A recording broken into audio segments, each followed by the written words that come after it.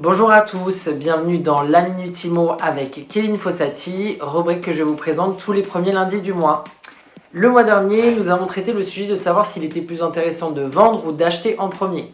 Et bien ce mois-ci, nous allons parler des diagnostics obligatoires à réaliser lors d'une mise en vente. Alors la première question c'est pourquoi réaliser des diagnostics? Les diagnostics sont obligatoires lorsque vous avez un projet de mise en vente. Ils doivent être réalisés par un professionnel habilité.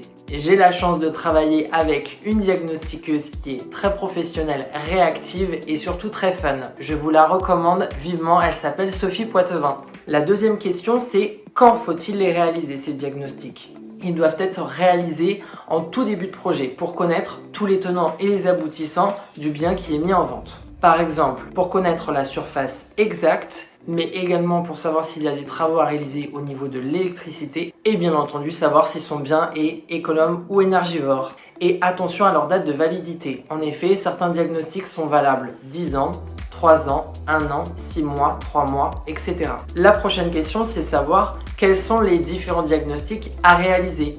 Eh bien, la liste est assez longue. On commence par le DPE, donc le diagnostic de performance énergétique pour savoir si votre bien est économe ou énergivore. Vous avez également des diagnostics à réaliser pour les termites, le plomb, l'amiante, le gaz, l'électricité. Également le mesurage Carrez pour connaître la superficie exacte du bien ainsi que de toutes les pièces. Il y a également le diagnostic ERP qui veut dire l'état des risques et pollution des sols. Et pour finir, vous avez le diagnostic assainissement et de bruit.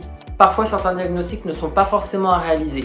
Tout va dépendre de l'année de construction du bien, s'il est en copropriété, et la localisation du bien. Pour finir, quelles sont les informations et documents nécessaires pour réaliser les diagnostics? Il vous faudra obligatoirement les numéros de lots à étudier et selon le bien, les factures telles que électricité, gaz, charges de copropriété et autres. J'attends vos retours avec grande impatience sur cette vidéo et je reste bien entendu disponible pour tout conseil sur vos prochains projets immobiliers. C'était la Minute Immo avec Kevin Fossati. Je vous retrouve le mois prochain pour une nouvelle rubrique.